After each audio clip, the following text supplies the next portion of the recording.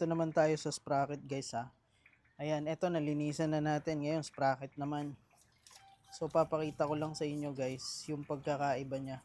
So, syempre, dapat meron kayong dala-dala na brush. O kaya toothbrush. Pwede na yung toothbrush. Hindi siya yung nakakakalawang ng mga kadena guys. Pwede nyo siyang gamitin sa kadena. Walang problema doon kapag ginamit nyo sa kadena. Kasi hindi siya yung nakakakalawang. Kagaya ng ibang chemicals. Yung nasa baba niyan, papakita ko lang sa inyo yung pinaka-difference niya, yung before and after. Ayan na. So guys, tingnan nyo, bubugaan ko ng tubig. Diba? Nagukang bago. 11,000 odometer niyan guys ha. Tingnan nyo.